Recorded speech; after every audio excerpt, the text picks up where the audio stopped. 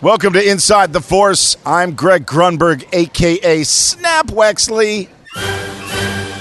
It is a period of Star Wars mania, as new movies, comic books, novels, and TV shows populate the system. Fueled by their love and passion for the galaxy far, far away, two exceptional geeks tap into hundreds of holocrons in order to bring you the knowledge and insight of all things Star Wars. Come and join them as they go inside the Force. Hello, everybody, and welcome back to Inside the Force. Dave Cottingham, and sitting in with me today on the line is Anthony Guglielmi. Hey. What's up, Ant? Not too much. I'm ready to go. I got my Chewy socks on. I just did laundry so they'd be fresh for the show. Nice. Very nice. Very nice. We got a lot to discuss. I got a lot of stuff that's come out in the last week or so, and of course we are less than 35 days away from a brand new Star Wars movie. It's so crazy. Yes, it is. It's so soon. Yeah, and I think because we talk about it at work every day, pretty much. Like, when are these tickets going to come on sale? When are these tickets going to come on sale? But it's got to be May the 4th. Well, I actually do you think it's going to be earlier than that? I do. I think it's going to be. I think it's going to be right after. Like, I think it's going to be this weekend, right after Avengers opens. Okay, I could see that. Yeah, because that makes sense. Because I think they're waiting for people to buy those tickets up still. And do they usually release it on a weekend ticket sales? It's or really. Do they wait for like a Tuesday? They usually wait. I don't know. I think it's completely random. It's usually released when a new trailer comes out. But at the end of the trailer it says "Get tickets now." Stuff like. At least that's what they've been doing for like Last Jedi and Rogue One and stuff like that. Yeah, we already got a trailer, so I don't know if there's gonna. I don't think there's gonna be. I mean, but I'm with you a little bit that maybe they wait a week, release another trailer on May the 4th, and then buy tickets then. That's possible. I could see that happening. Because May the 4th it falls on a Friday, right? Mm-hmm. So a week after Avengers, because that's why they. Yeah. I think that's why I feel like they moved Avengers back a week or that up makes a week. Sense. They didn't realize it was May the 4th, and people care about Star Wars that day. Yeah. So So I'm with you. People might be all spent out on May the 4th. Yeah. So might not spend money on Avengers. Right. Yeah. So I think it's almost upon us. I think it's just going to hit us one day. It's going to be get tickets now, and like I said, I think it could be this weekend after. Maybe on Sunday when Avengers dies down, and they have all the sales in, but they could wait just a week and then May the 4th, and then you only got 3 weeks after that, and then the movie opens. Yeah. Where it's strange, just because the other movies have been 60 days out that you could buy tickets, and but I know this is a different time. This is May is a popular time to put movies out, so. We'll keep waiting for that because we're obviously gonna. We haven't really actually talked about if we're gonna be going on Friday as well, because I'm probably thinking that. Well, I was thinking I'm probably gonna do the Thursday night, and then I might take. My daughter actually really wants to see it, so I might take her Friday night. Actually, yeah, my wife actually said she is more interested in this one than the episodic movies. Yeah, because I think she's more into like the heist kind of movies. Yeah, and this is set up to be that. So I don't know. I'm pretty excited about it. I am too. I've got high hopes for this one. Actually, I mean, not that I mean, it's hard for me to say that I wouldn't be excited about any Star Wars film. But correct. But for the fact that they've recast a character and, there's always all the speculation and there's the issues with the director, I'm still pumped. Me too. So usually that would get me uneasy about a movie, but it hasn't fazed me. Yeah, I think I'm based on what I've seen in the trailers and the feel of the film. I mean, I thought with all the stuff with the previous directors, you kind of get scared of what the content looks like and feels like. But to me, it still feels like a Star Wars film. And there's only one thing in the trailers that kind of got me nervous, but I'm not sure if it's. I haven't had a chance to really look at it. But in the first trailer, there's that shot of Han looking up at the Millennium Falcon. Yeah. And in one of the newer trailers, it's either the same exact shot or a very similar shot of Han and Chewie looking at the Millennium Falcon. Yes, I know which one you're talking about. I really hope that Chewie is not CGI'd. Oh. That's what makes me nervous. Well, I think that. it's possible that's one of the reshoots that they did. Yeah, that is possible. Yeah. So that's the only thing that has really made me a little uneasy because I don't want Chewie to be CGI'd. No, I'm pretty sure he couldn't be. Yeah, that'd be tough. Yeah. So I think I think I'm excited about this. On the Paramount channel right now, which used to be oh gosh, I can't even remember what it just changed from something. I can't remember what it was. But anyway, this weekend they had a big Indiana Jones marathon, and Last Crusade was on. I happened to just turn it on in the background, but I started watching it. And I'm thinking, like, you know what? This is Solo. This is the type of movie I hope Solo is. Is just a fun adventure movie that I can just turn on and sit down and watch at any point. And it's got that adventure. It's got that heart to it. It's got that excitement to it. I think that's what's going to be because I can sit down and I can watch a heist movie at any time. Like I don't know if that's just my personality, but like I can do Ocean's 11 at any time. Yeah. I can do Mission Impossible, the first one, anytime. Anything like that. It just sucks me in because the story is going like all the way through. I agree. Yeah. It's not something where like, I don't know, ever since I was a kid, like I remember like thinking in like even the movies I loved, they would hit a point and be like, oh, this is the boring part. Because I've seen it so many times. Like this is the slow part. It not necessarily the boring part. But with a heist movie, it's just go from start to finish. And you're just on the edge of your seat, even if you've seen it. Yeah, I agree. I think that's this movie, and I hope it. Hope it ends. The good news is that we know a runtime of the film now, so this is a big, part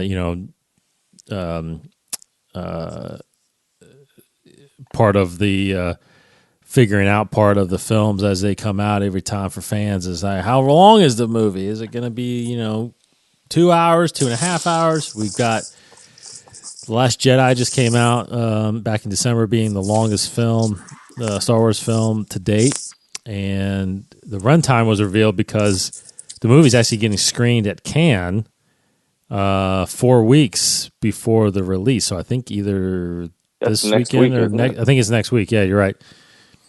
So runtime revealed there was 2 hours 15 minutes. So that is I think that's right around the length of like Force Awakens and Empire.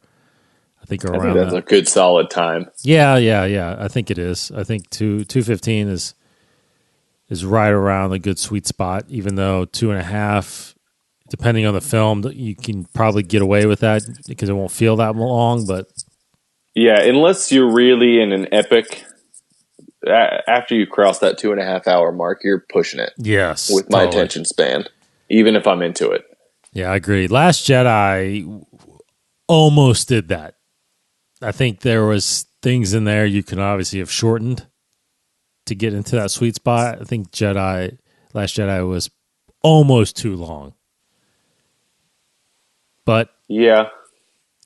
But the more times I watched it, I get it. But there's still, well, I think we've always been in agreement that there's things in that movie that you can cut and probably be okay with. Yeah, I mean, there's a whole planet I would cut, but that's besides the point. Right. Other than that, I love that. Like, it is one of my favorites. Yes. Yeah. With the runtime, we got a couple new posters. Now, it got released. A poster got released about a week and a half ago, where it was the final collage of the characters, still in that kind of that orange sepia tone type color. Had the white outline of the cockpit of the Falcon, and then it had the names of the stars kind of listed on the top of the poster with, like a traditional Hollywood poster, but not very traditional in the Star Wars sense, because that's never been done before. So anyway, I remember that came out. I remember Casey bringing it up, and I talked about it, and it was like, I like it, but I hope, like, where's the collage poster? The traditional, Drew Struzan kind of type. Even though he hasn't done one since episode 3, but it's like that collage though has been kind of, those are Star Wars posters. Yeah, and you had pointed out to me last week or just the other day, you pointed out that the UK poster is much more. I mean, it is the quintessential Star Wars photo poster or a collage poster. And I'm looking at it right now, and it is gorgeous. It is. Like, it's got blues and oranges mixed in with, like, action scene mixed in with all the main characters. Plus this strange character we know nothing about other than that she's female. Which one? The one that's in the group of they look like the African American woman. The African American woman, or no? Or the one with the mask? No, the one with the mask. Oh, the one with the mask. Yeah, that's the. Yeah, she's on the poster as well. Well, so is the African American woman. Yes, that's Val. But the villain is basically the one with the mask. This so far I've said villain, I guess. But yeah, that's the UK poster. So, and Japan got its own poster as well, which was even a little more different. It wasn't a collage either. It was kind of the mixture of the two, kind of a wanted poster type feel to it. The edges looked like they were kind of worn, like a wanted poster was hanging up on it. So you got these different posters, but the UK got the best one, in my opinion. Oh yeah, and the main traditional type poster. I mean, because when I go buy the poster, usually I'm getting the latest ones, the latest movies that have come out. I've gotten them on Disney Rewards, and it's always the UK, or it's always the US version. So I'm going to get the US version, which doesn't mean I'm going to necessarily get the collage one, which kind of upsets me a little bit. Yeah, I mean, the Japanese one, is it Japanese? Mm-hmm. Yeah, the Japanese poster looks more like it's trying to be like one of those like 1960s spy movie posters. Mm-hmm.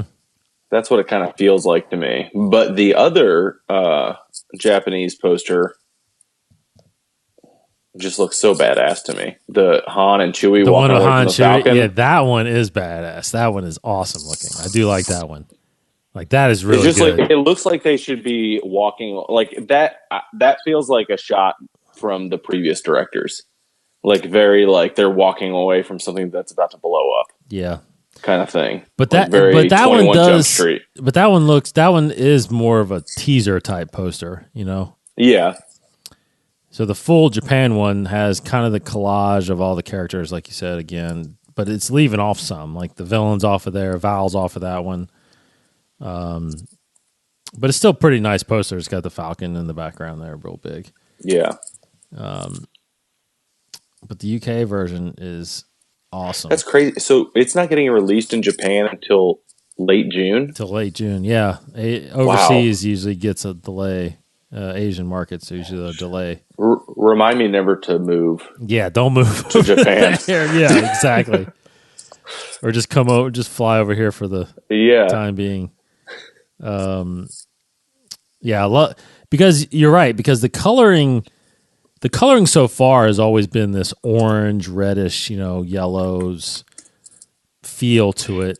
Yeah, it's very it's always been.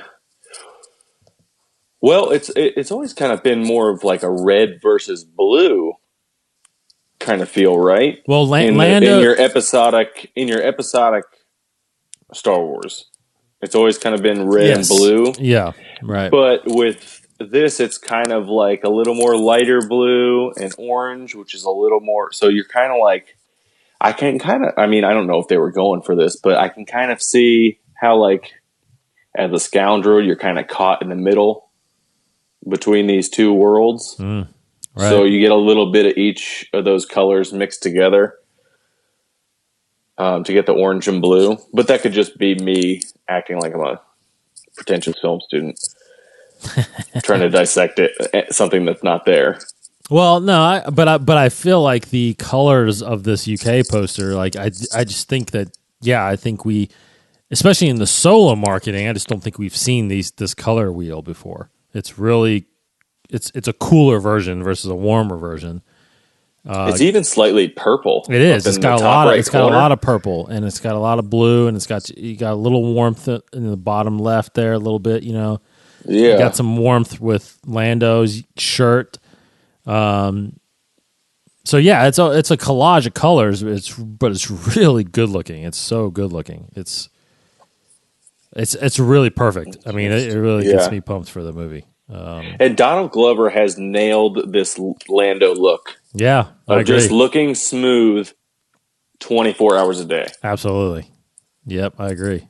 Even when he performed his Childish Gambino at one of these award shows, he still had the Lando stash. Yep, and was just killing it. Speaking of, did you see where he's hosting Saturday Night Live on May the 5th? So the day after. I did see that. And he's hosting, and then Childish Gambino's the musical act. I know. I saw. Yeah, I think Cody was telling me about that. Yeah, so he's the whole freaking show, which is going to be cool. I want to definitely watch that one. I'm interested to see what they do because I guess they have to promote it, and SNL season's about to end. But I would almost, as a writer for SNL, want to have the movie come out before. So you could play off some of this stuff. Yeah, true. But I guess Lando is this established character, so you can do anything with that. Yeah, I'm sure they'll do Empire and stuff like that. Oh, yeah. Yeah, they'll do some stuff for sure. Okay, so we had the new poster. We have the runtime. The one thing we're both into right now that also came out last week was Last Shot, the brand new novel.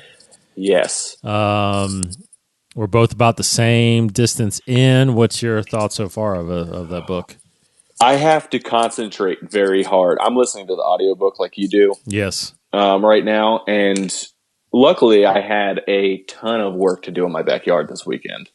So I listened to about a third of it yesterday.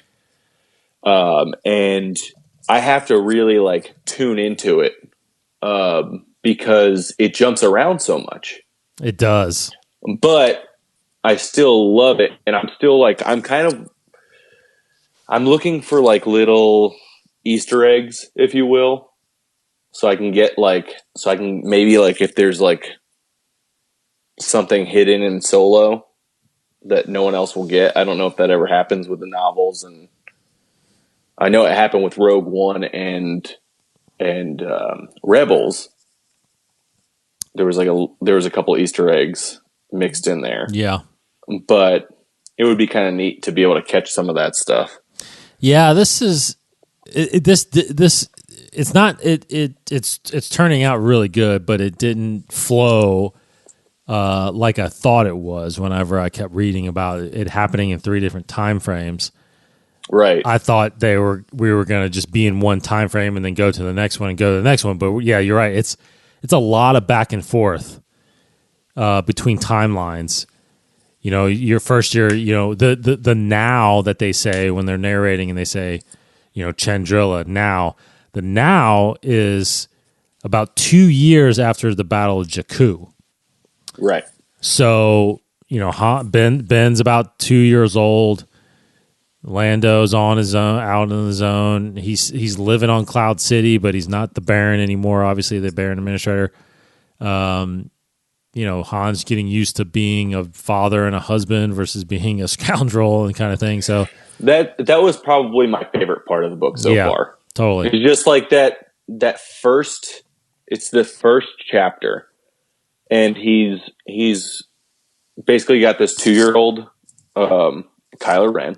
2-year-old Ben Solo is laying in bed, and you can get this like with the preview they put out with the audiobook too. So even if you want to test it out before you purchase the audiobook or subscribe to one of these audiobook websites, they have like a little teaser out there for the book, and they have like a couple parts of the first chapter. So anyway, so you have Han, and he's got little 2-year-old Ben, and he's just trying to like keep him asleep and like try and be this dad of like, just like, don't piss off the kid, don't wake them up. Yeah. Like kind of thing. And then I don't know, I can't remember what they call him, but like at one point he steps on like one of Ben's toys, which is essentially a Lego. Yeah. The way they describe it, it's like the worst pain you can feel in your That's foot. Funny. Yeah. And so like that was part of like, it's just like Han, he's still kind of scruffy, but like he's getting domesticated and he's like really resisting it. And I kind of like that feel. And then you kind of get a new insight to Han and Lando's relationship that we haven't seen, that we were expecting to see in Solo, but you kind of get a glimpse into it early if you read this last shot. Well, I really think that's why they put this book several weeks before, because I think this will give anybody that reads it or listens to it a very good insight to how they were, after they meet each other, which apparently happens in Solo. So it's a good history lesson, because I think like we're saying, that the now is a couple years after the Battle of Jakku, but then, so far we've heard, I think 10 years ago, and then 15 years ago, and 8 years ago. I don't know if you're there yet, but there's a 20 years ago too. Wow. I don't think I've gone that far back. Yeah. I think that might be part of Lando's timeline, if I remember correctly. Yeah. But yeah, it just jumps around so much. And it's just, you really got to focus in. You do got to focus in. Because nothing's been tied together so far, but it's going to. Yeah. Yeah, no, totally. It's all going to come. It's all related to this mysterious device that that somebody is hunting down, blaming Lando, even though all he's after is the captain of the Millennium Falcon, which Lando was, but then there was Han, so Han's the reason why this is all happening. So now they got to figure out what's going on, which is really, really good. The narration for everybody out there is actually done by 3 people, which is pretty cool. Mark Thompson, who is by far my favorite narrator of these Star Wars movies or Star Wars books. And you got Daniel Jose Older, who is the author. He's narrating some of it, and then January Lavoie is narrating some of it. January Lavoie is very well known doing some Star Wars books, so she's very, very good. Which I was a little confused why she's not doing the voice of Leia. Well, in this book, I don't know if it's like she only reads certain chapters. She is only reading certain chapters. It seems like, yeah. But that's the only voice that kind of throws me. Oh well, I think Mark Thompson is doing the now, and then I think they're doing like the past. Right. So yeah. Which Mark Thompson kills it as Han and Lando. he kills every voice, man. Yeah. Thrawn, he did Thrawn so perfectly. He does Tarkin perfectly. It's amazing how well this guy is, how good this guy is. So that's last. Didn't you say he does a really good Obi-Wan too? He does Obi-Wan fantastic, like perfectly, right? Oh man, yeah. I mean, it's I'm telling you, he's. Sometimes I wonder if he's doing them all, but I think he is. I mean, he's doing fantastic work narrating these novels.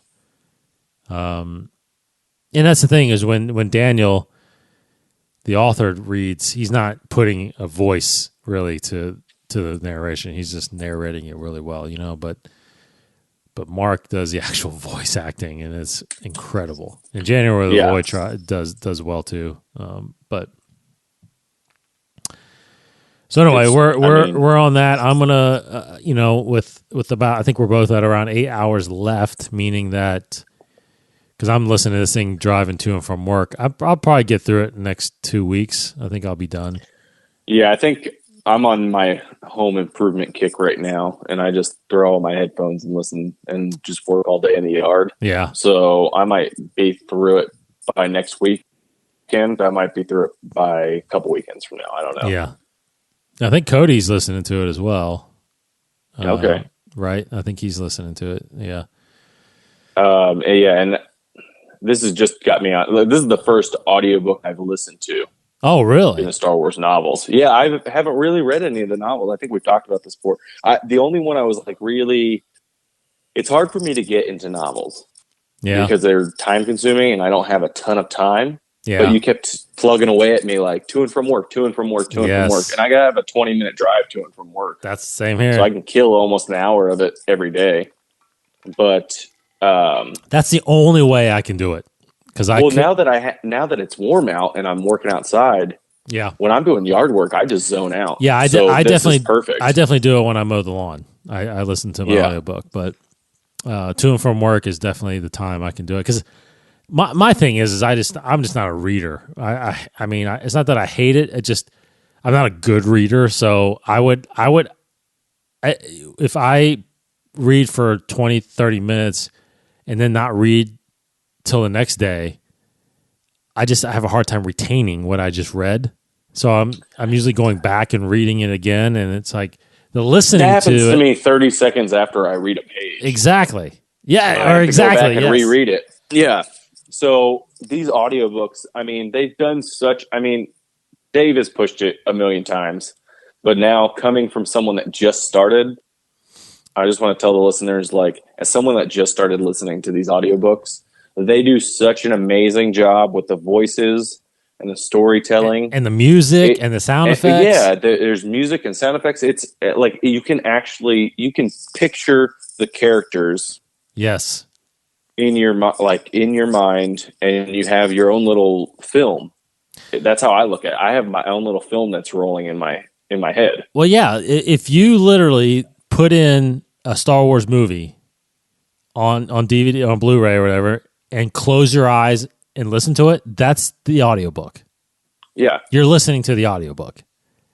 It's incredible. I'm with you, because I remember when these first canon novels came out, and it took me a while because I bought A New Dawn, which is the first book, and I started reading it, and it took me forever, and I just wasn't remembering what I read, and I had to read, and I was just like, God, I got to try to use audiobooks. And and when you sometimes, like me, I mean, you might look at the price, and some of these books are expensive. I mean, they're $30, $35 more than the actual print copies, but you look at audible.com and it's actually very inexpensive. Yeah, I think I'm on audiobooks.com. Yeah, okay. I'm on right audible.com. Now, so but yeah, I mean, like Target, the hardcover is $22. Yep. Google Play, $15. There you go. There you go. Yeah. And I mean, if you get Audible or audiobooks, I think you get one free book a month. Well, it's $15 a month, so you get right. one credit. Yeah, so it's 50. Yeah, yeah. But they have deals all the time for extra credits. Like I remember, a deal came up where I bought 3 credits for like $20 or something like that. Oh wow. Yeah, so then I had 3 credits, just to spend, and the credits can use for any price book. So yeah, that's where I started building up my library. And I was for about a year and a half. I was just cranking through audiobooks, man. I've gone through every Star Wars novel pretty much. I mean, except some of the junior ones, but I've read or listened to every one. Now, the only one, I will admit this, and if people have been religiously listening to us, that's why they haven't heard it, a review of it. The only one I could not finish was the Canto Bight novel. Oh, okay. I just there was 4 different stories in there. One of them was really, I got through almost 3 of them. I was finishing up the 3rd story, never even got into, actually I might have started the 4th story, but it just wasn't interesting, so I just stopped. Nothing good comes out of Canto Bight. I know, right? I mean, and it didn't really, I thought it would have been so much better if they would have tied into the movies.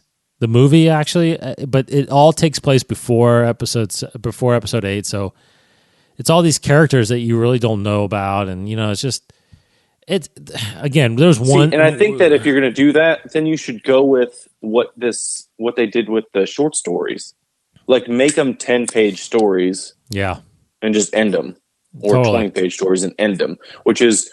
That's what I was going to say earlier. That's what was going to get me into these audiobooks. Yeah, I was just like, well, I mean, John Hamm is reading these, and like you have these celebrities reading them, and it's got to be good. yeah. And then I actually never got around to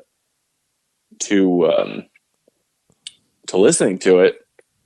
And then Last Shot came out, and I was like, well, I'm just going to start listening to this one. So, I just looked this up because it popped up on a video on my computer. But speaking of books, and this is a book you can't listen to in audio. I don't know when they released this information, but the Art of Solo, a Star Wars is coming out on May 25th. Yeah. That's one of the many books coming out. Piece of merchandise coming out when the movie comes out. That's the Art of it. Every movie they've done a book. Yeah, the Art of yeah. You guys got the Art of. Don't you have the Art? We have the Last Jedi sitting in the office. It's in the office, yeah. So yeah, and then these are all Cody buys them every single time. Yeah. So I just reap the benefits. Yes. But yeah, he also got the Force Awakens, and I'm sure he has more. But those are the ones he's brought in. I don't get the art ones. I usually get the visual dictionary ones. The official guides, or is it? Yeah, it's called the visual encyclopedia of each movie. Yeah, it comes out. It talks about like just all the characters and all the technology and stuff like that that's in each of the movies. I haven't gotten. I got to get the Last Jedi one. I've gotten Rogue Ones and Force Awakens. But it's just kind of just a lot of insight into those books. The art ones are really good, though. I mean, those are. Yeah, I just love they're just all the sketches of the art director's vision before, or the art director's interpretation of the director's vision before the film ever. Which is this will be an interesting one because I'm guessing that none of these drawings happened with Ron Howard's vision. Oh, yeah, it's possible. They may have, but I can't see how they could do that in that short time. I know. Yeah, I know. It probably he probably didn't change the art as much as he did probably the dialogue. Right, I could see the direction and the dialogue is probably. Yeah, I definitely feel like that. One last thing on the books, though, for all those listeners and to you, I would say, Anthony, because if you're into the books, I would say right now, if I were to say what books to read, if I were you, I would do definitely Thrawn, because Thrawn Alliances is coming out this summer, the second book with Vader and Thrawn. Oh. And then Bloodline, which is really good. That's more about Leia. And then, of course... That's like right after... no, episode... it's about 5 or 6 years before Force Awakens. Okay. So maybe 20 or 24 years after Return of the Jedi. Okay, so like right before Ben goes to the First Order. Yes, right around that time. Yes, right around the time he turns. And it's kind of the first discovery of the First Order kind of thing. Okay. And then I would say since you got lots of yard work this summer, the Aftermath trilogy is definitely worth it. Because what's good about the Aftermath trilogy, which is kind of reflective in Last Shot right now, is we find Han kind of on his own and Chewie's not around. Because for anybody that's read the second book in Aftermath trilogy, which was Life Debt, there's a liberation of Kashyyyk during that novel, right? So yeah, the Wookiees take their planet back, right? Correct. Yeah. So Chewbacca's there now. These last couple of years after Jakku to help restore, life on Kashyyyk. So I'm sure we're not there quite yet. I think we just happened to where Chewbacca kind of enters the story, but I'm sure he's going to be in a lot of it going forward. So, yeah. And as we've established on the show before, I mean, if they come out with any kind of Chewbacca novel, that's going to be tough. Yeah, that'd be tough. Yeah. I guess there might have, in this Aftermath trilogy, if the liberation happens in that trilogy. What's that? Is that part of the trilogy in Aftermath? The liberation of Kashyyyk? Yes. Okay. Yes. So that's more of like what I'd be interested in, I guess. Yeah. Well, the Aftermath trilogy is I even actually want to go back and reread those because re-listen to those because it's a whole new cast of characters and after the first book, if you can get through the first book is it's a little slow in the beginning just because you're introducing all these new characters. But as soon as they get going on their mission, it gets really good, and it kind of finishes out really good, and then it gets into Life Debt, which is really good, and then of course in the Empire's End, which is the culmination, is the whole thing about Jakku, the Battle of Jakku, and all that stuff. So, in the end, it's just an overall, it's a big story, all three books, and it's really good. I mean, it's almost, well, I wouldn't say it's 7, 8. What could have been 7, 8, 9, but it's like it's a trilogy of Star Wars story films. Basically, it would have been that. Yeah, so it's basically if they would have picked up 7, 8, 9 in like 1985. Correct. It could have been this. Yeah, it could have been this. Okay, so that's a lot about the movie, Solo movie, the stuff that's going on with that. Another little bit of news that I wanted to talk to Anthony about because I'm pretty sure he's pumped about it coming up. But there's rumors now floating around about when the next Star Wars celebration is going to happen. And we were there last year, April 2017, down in Orlando when they announced see you in 2019. Right. But there was no date and there was no location. Now, the last, that one being October, the one before that, which is in 2015, that was in Anaheim. So it feels like they're going to be bouncing back and forth because right now the rumor is that in 2019, Star Wars Celebration will indeed be back in Anaheim, California. And they have been in April the last two conventions, and this year, or in this upcoming one next year, the rumor has it that it will take place in the fall, so more like or late summer, late July or mid August is what they're rumored to be. So, what do you think about going back to Celebration? Oh man, I'm pumped to go back to Celebration. I'm starting to save now. Now, I don't know if we've talked about it fully on here, but I mean, what was your overall experience like at Celebration? I mean, I don't know if it was. I think it was a combination of everything, but I don't know if it was a combination of the ride down there, not really having slept because I was so excited, and then going to. I mean, my first panel was Lucas, Ford, Hamill. Billy it was D, everybody. Mayhew. Billy. It was Anthony Daniels. And Chewy. It was just and then they did the Carrie Fisher tribute. Yes, and it was just. I mean, let alone just having all of those people on stage together was overwhelming, emotionally for me. Yes. Then they just kept hammering it home with the Carrie Fisher tribute, and then John Williams, the Carrie Fisher posters, and then the John Williams comes out with.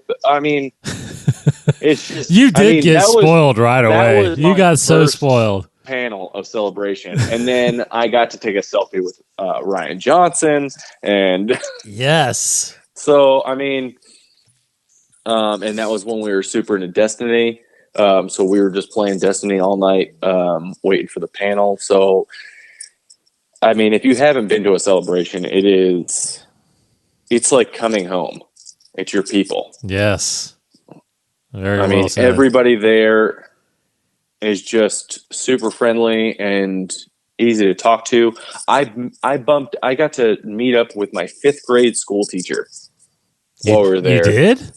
Yeah, she goes to Celebration every year. Her name is Mrs. Britchke, Annie Britchke, and she goes to Celebration every year. And every single year in her 5th grade class, she dedicates a week to showing her students the original trilogy of Star Wars. Wow.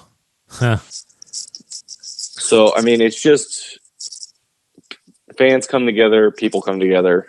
It's really, I feel like I'm overselling it, but it's kind of a magical thing. I don't think you can oversell it. It's so unique because, I haven't been to the Comic-Con, but I've been to many other Comic-Cons or cons.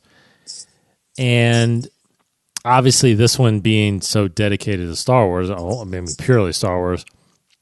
But you're right. It's the fandom there, and people aren't there just to, just to see the next person or get a famous autograph. They're just there to be around other Star Wars fans and to celebrate the whole weekend. Talking about what's coming out, talking about what they've read, talking about what they've seen, and it's so. I don't know. It's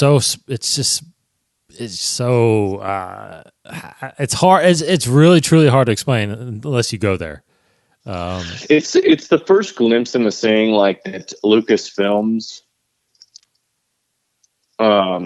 It's hard to imagine a production company caring this much about their fans, but you can feel it when Kathleen Kennedy talks to you, as an audience. You can tell that she cares about your fandom. Right. When George Lucas is out there, you can tell that he cares about your fandom, as stoic as he can be. Very true. Mark Hamill, that goes without saying. But just all that experience of being appreciated as a fan, not just going for appreciation, but being appreciated while you're there. And then on top of that, you get all this extra stuff that other people don't get. Like if you're a Rebels fan, like the people at Celebration got that went to that panel got to watch the first episode of season 4. Yes. Yeah. Like months before season 4 was coming out. Yeah. Like everybody thought that they were just going to get like a trailer. I know. And they get a whole first episode. Yeah. I mean, we got exclusive posters, Carrie Fisher posters, Last Jedi posters. If you're into the card games, you get these exclusive cards that they pass out there, like these art cards, alternative art cards. I mean, it's just something else. It is. So, I mean, I'm looking at the Wikipedia right now, and now I'm just like refreshing the page, like someone just put something on there.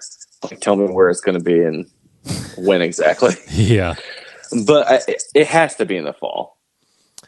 Yeah, I think. Well, here's the thing: is that what's tough, and we've mentioned this on the show a couple times, but like D23, which is now Disney's semi-annual convention. It's straight Disney, and I think there's even some Marvel and Pixar stuff there. But it is now, so that's every other year, and that also falls next year. I would think that they would try to get these things offset them, because I actually want to go to one of those D23s at one point. I actually want to take the family because, my kids are really into Disney. So right, because that's in August. That is D23s in August next year.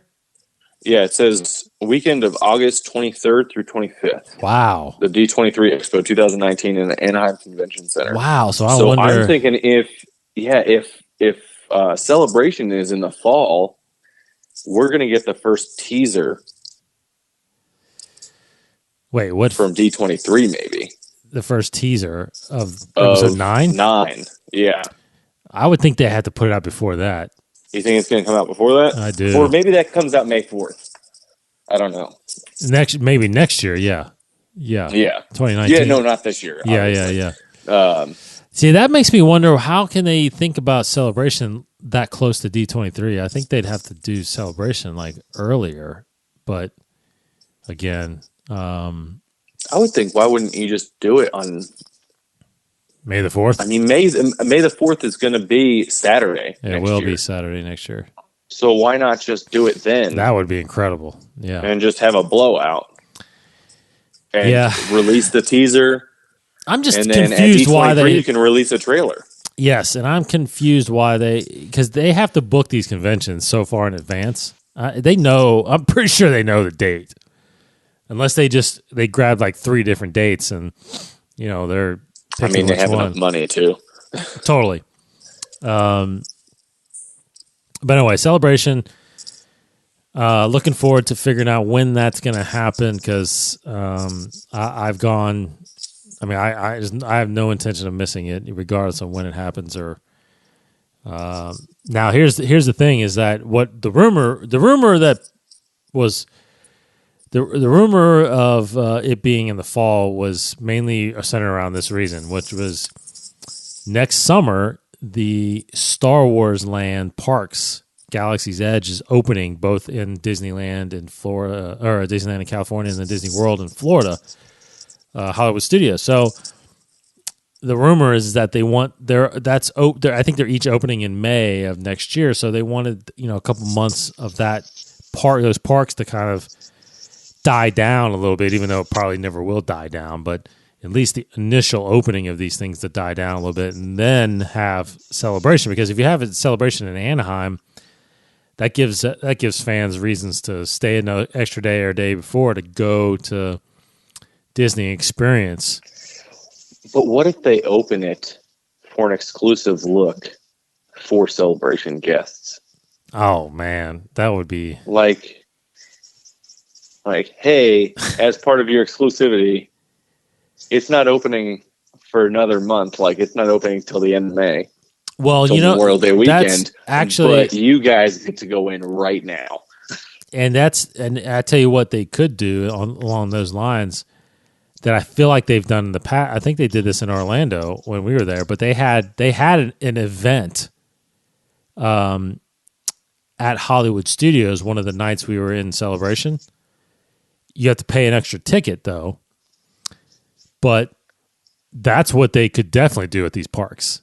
I'd pay it. I know, right? Well, I would for this. Hollywood Studios, it's so massive. There's other things to do, but to get an exclusive event at the Star Wars park, then you're never like I don't think you'll ever get in the next several years if they do something like that. That would probably be the least crowded it would be. Yeah, totally. Yeah, totally, you're talking about what, like thousands of people at this event as Celebration, and it's still at Celebration, and it'll still be the least crowded the Star Wars Land will be. Yeah, like it. Totally agree. So right now I'm calling it. Celebration 2019 is going to be on May 4th of 2019. You're going to get an episode 9 teaser. Yeah. You're going to get an exclusive look into Star Wars Land, the Star Wars park in Anaheim. Okay. That's my predictions. They're bold, but that would be my guess. Now and then that D23 releases the first trailer. Yeah, I mean now that I didn't know the dates of D23, so now that we know that's in August, it's hard to imagine that Celebration would be anywhere near that because you got so many fans that go to D23 that I'm pretty sure want to go to Star Wars Celebration. So,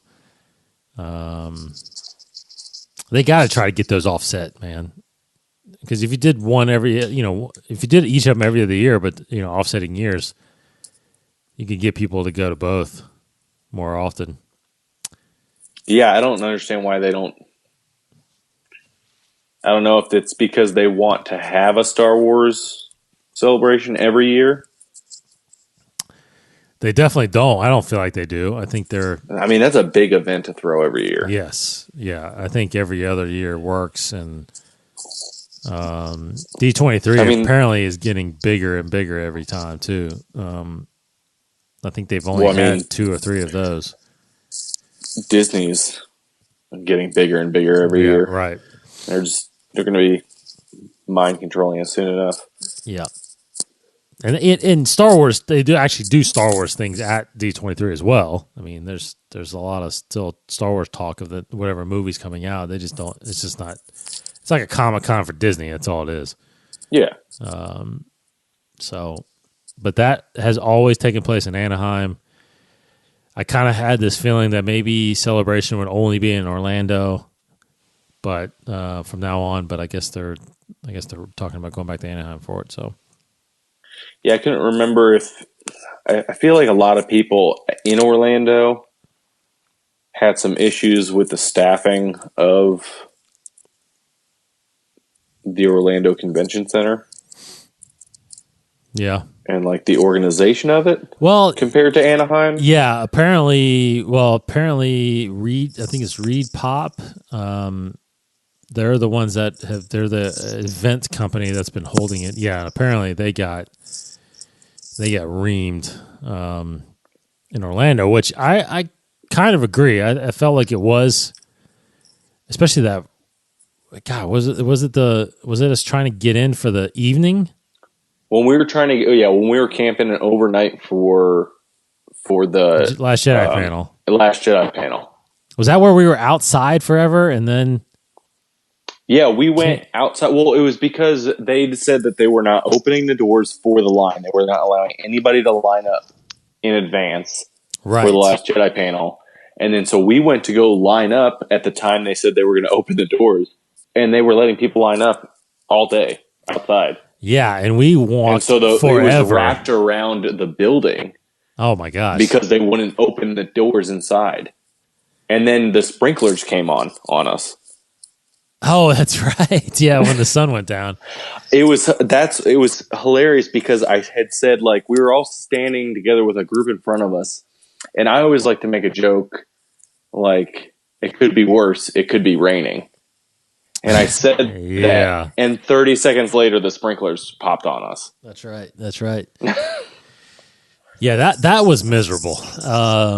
Because I felt like it took us 2-3 hours just to get our spot where we finally were gonna like. Oh well, and when you were in the line, when they opened the doors, it just opened up a floodgate of just pandemonium. There was no actual line after that point. Yeah, so it was a big like hallway almost of like whatever 40 feet across, and it was just people massed together. There was no line or organization.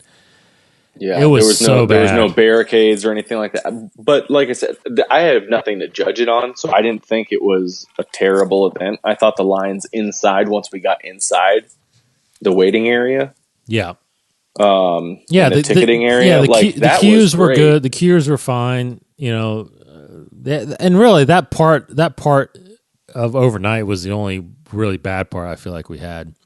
Yeah. Now I will say when we went into Dave Filoni's session, I feel like we wound up cutting some people. Like the staff screwed up and we were at the back of that line. Yes. And we wound up getting amazing seats because they released the wrong part of the line. Yeah, you're right. Yeah. Yeah, there were some things like that. I felt like it wasn't, I felt like Anaheim, I did feel like Anaheim had a better queue strategy, line queue strategy. And I feel like Anaheim also, because they had a much bigger, because they had almost like an arena, versus like in Orlando where you just had a couple stages. They had a big arena, and you fit more people in there, so you didn't have like, you know, the 3 rooms where you had at Orlando where you had one that was live, the other 2 were like live streamed. You know, or Anaheim, the way the convention is set up there it felt a lot closer together, even though there were several floors. That's why you felt like you were in the same area all the time. Orlando, you're walking a long ways to different things. And to be fair to the people that through the event, it's easy to like point fingers. Yeah, totally. And say like this was so misorganized. This was so misorganized. Like when anything like that's ever happened, because I am one to get frustrated quickly in scenarios like that. I always have to take a step back and realize I'm looking at it right now. They set a record for Celebration in 2017. There was over 70,000 people there. Mm-hmm. Mm-hmm. So we felt to organize 7,000 people was hard. Right. So 70,000 people is insane. I know. And I still had a great time. There's nothing. Oh yeah. There's nothing I would have changed about it. So, I got to see everything I wanted to see. I mean, we chose. I mean, I don't know why. For some reason, I did not choose to go to the Clone War or the Rebels panel like you're talking about. We wanted to go by the Celebration stage and watch it live there, but unfortunately, not being in the room, we didn't see the first episode, which that kind of got me a little bit. But we got. But I did get to. I caught a T-shirt out of a T-shirt cannon. You did. While we were that's there. right. You did. So, yeah. Well, I've never caught a T-shirt out of a T-shirt cannon in my life, and Cody and I were on our way to buy me a T-shirt because I was like, I want a T-shirt. I want a Star Wars T-shirt, but that doesn't like scream Star Wars, but says something goofy on it that only like Star Wars fans will get. And I caught a Star Wars Celebration like live show nice T-shirt that says I gonked out at Jabba's palace. It was perfect. Yes, and it was my size. That's awesome. Yeah, and that's last couple celebrations. That's been a really big plus to Celebration is the live show that they do there with the stage and everything. That's pretty neat because that's on the convention floor. Anybody can go up and see that and watch that, be a part of that. Yeah, and you're going to get the guests that you'll get on the regular panels too. That's right. They had everybody. I mean, they had a bunch of people from Episode 9 up there. Yeah. I think Daisy Ridley was up there at one point. Yeah. Oh, yeah. I mean, Harrison Ford was up there. Mark Hamill. Yeah. John Boyega. I think I was there for the John Boyega show. Yeah. Yeah. I mean, it's just it's so there's nothing like Celebration. It's no. It's really incredible, and every time I go and experience it. I love it more and more, and I love, a couple days after you get back, Lucasfilm releases kind of a recap of the weekend, and that just, to be honest, it brings me to tears because it's so special, and they capture such great moments. And then the fact this last one, hopefully, I don't know about this coming one, but I mean, we did our show from Celebration. Yeah, that was great. Awesome. So we actually got to be a part of it, and hopefully they'll do the same. Maybe we get a chance this next time, and I don't know. It's as long as I'm around on this earth and they keep doing celebrations, I'm going to keep going. Yeah, and I think they'll probably be doing celebrations. I mean, on the next planet we live on. Yeah, that's true. That's true. All right. Well, that was kind of a mashup of a lot of things this episode. I wanted to definitely hit on a lot of that Solo stuff because we are getting very, very close to the next film. In May, we will be centered around, just everything that we're going to talk about on the show is going to be leading up to Solo. We're going to do our normal predictions and, what we're going to expect. We're going to get more of these guys on here like Anthony and Cody to kind of get their views on what they expect from the film and where they think it's going to end up ranking on their list. So it's just it's an exciting time leading up to the next movie, and unfortunately we're gonna have to wait about a year and a half after that one to get our next one. But I'm sure there's gonna be tons of content coming out with Disney's new streaming service coming out next year, with rumors of another animated series coming soon. So there's still all kinds of Star Wars stuff coming. Jon Favreau's show. Yeah, that's the live action show that's coming. Yeah, absolutely. So there's Definitely all kinds of Star Wars. And then we still haven't talked much on this show because I'm behind on the comics, but I'm getting caught up on those. Keep going to our website, InsideTheForce.com, to read Russell's reviews of those comics. There's still some good series out there right now. The Vader series by Charles Soule is incredible. I'm definitely up to speed on that one. You still got Star Wars. You got Poe Dameron. You got Dr. Aphra. You've got a new Lando miniseries coming out when Solo lands in May. 5-part series. Seems like it's got the Donald Glover Lando on the cover, so it seems like it's the younger version of him. So see, now I'm gonna have to read that too before the. I'll tell you one series I can bring it to you too, Anthony. The Lando series that came out by Charles Soule, actually, who's writing Vader right now, but he hit a 5-part series of Lando already that's been out. It's incredible. I think it takes place right before episode 5, like around that time, between 4 and 5, and basically it centers around Lando stealing a ship, which ends up being the Emperor's yacht, and it's pretty awesome. What happens on it? Yeah, so it's a trade read. So I can bring that to you. It's pretty awesome. Sweet. All right, Anthony, thanks for joining me. Of course, anytime. You can follow Anthony on Instagram and Twitter, I think, right? Is it Cinesnugs on both? Yeah, at Cinesnugs. Yep. And then, of course, InsideTheForce.com. Follow us on Instagram, Facebook, Twitter, all that good stuff. Subscribe to the show, iTunes, Stitcher Radio, TuneIn Radio, Google Play. We're all over the place.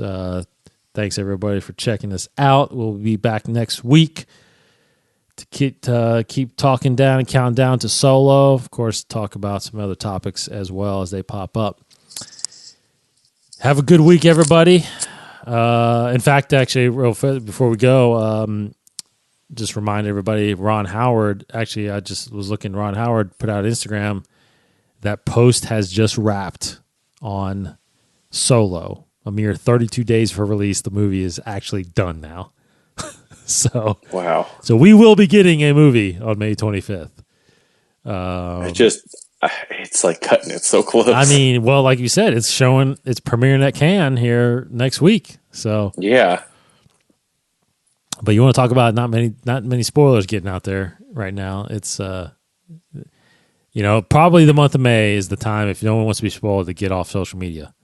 Yeah, I'm gonna have to delete Facebook. See, I only have to delete Facebook for like a week before movies usually. Yeah, I know. Now it's about a month for Star Wars. Yeah. So, all right, guys, we appreciate it. Thanks, Anthony. Yep. Take care, everybody. May the Force be with you. Thank you for listening to Inside the Force, a Star Wars podcast hosted by David Cottingham and Casey Cooney. For more shows, additional content, articles, and the latest Star Wars news, please visit InsideTheForce.com. Inside the Force. For the Force in all of us.